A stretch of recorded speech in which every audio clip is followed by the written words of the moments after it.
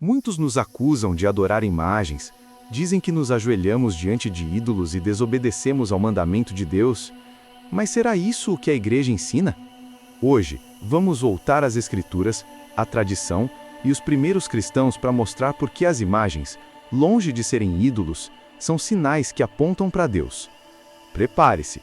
Da pedra de Jacó à serpente de bronze, do templo de Salomão às catacumbas, a verdade vai aparecer com toda clareza.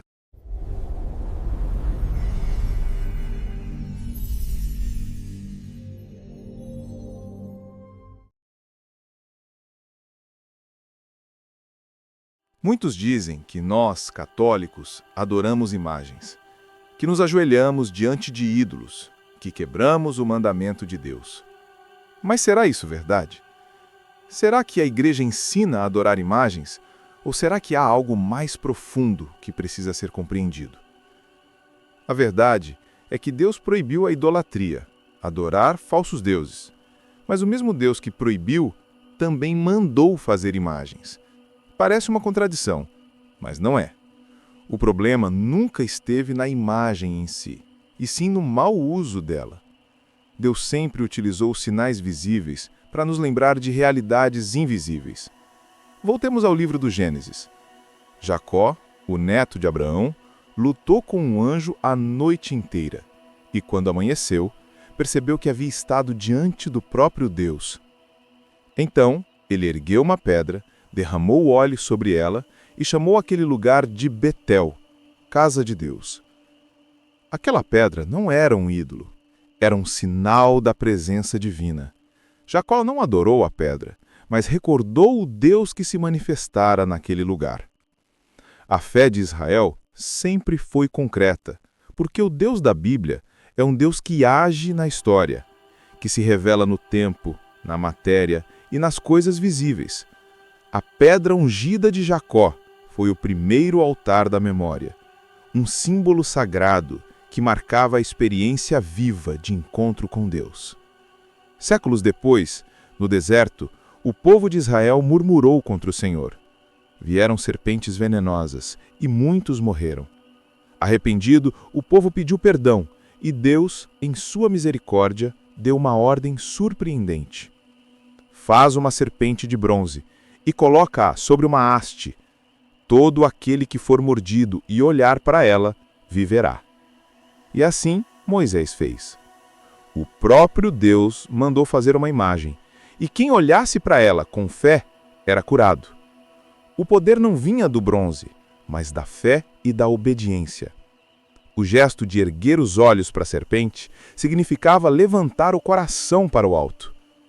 E Jesus explicaria o verdadeiro sentido desse sinal quando disse: assim como Moisés levantou a serpente no deserto, assim também o Filho do Homem será levantado. A serpente de bronze era uma profecia da cruz. Deus usou uma imagem para anunciar a salvação. E até hoje, as imagens sagradas continuam apontando para Cristo. Mais tarde, quando Salomão construiu o Templo de Jerusalém, Deus mesmo inspirou cada detalhe.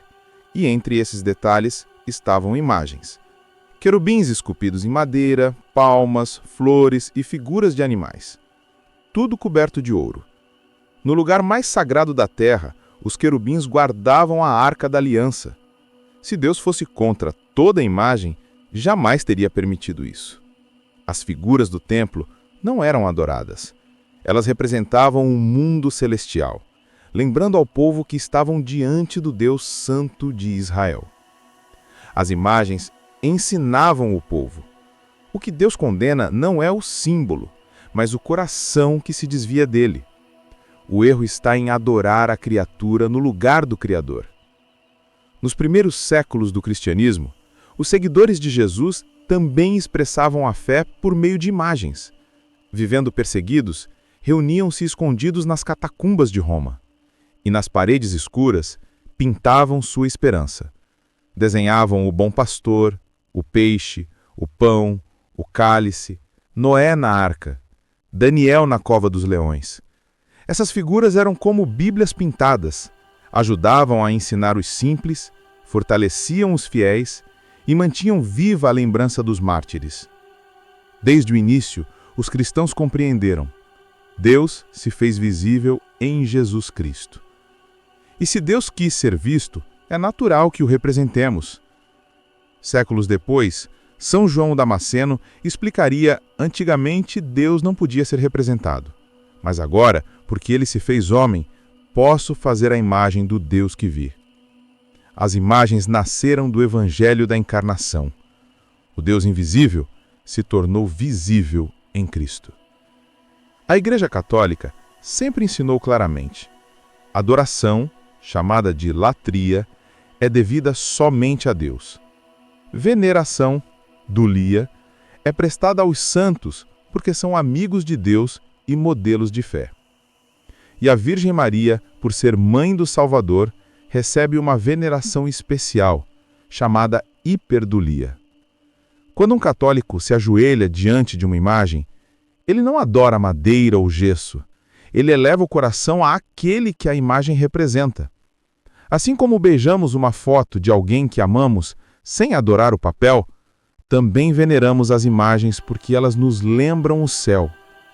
O Concílio de Nicéia II, no ano 787, confirmou essa verdade. A honra prestada à imagem passa para o protótipo que ela representa. A imagem é um canal, não um fim. Ela não substitui Deus, ela o revela. As imagens sagradas não são ídolos, são janelas abertas para o céu. Elas falam aos olhos o que a palavra fala aos ouvidos. Elas recordam o Deus que se fez carne. Jesus é a imagem do Deus invisível. E quando contemplamos uma imagem sagrada, contemplamos o reflexo de Cristo. Da pedra de Jacó, à serpente de bronze. Dos querubins do templo às catacumbas cristãs. Toda a história da salvação está repleta de sinais visíveis da fé. E quem ama, quer lembrar. Venerar uma imagem é recordar o amor de Deus que age na história. Porque cada vez que olhamos para uma imagem sagrada, é como se o céu se abrisse um pouco diante de nós. Gostou do vídeo? Então curte, comenta, compartilhe e inscreva-se no canal. Que a bênção do Altíssimo permaneça com você.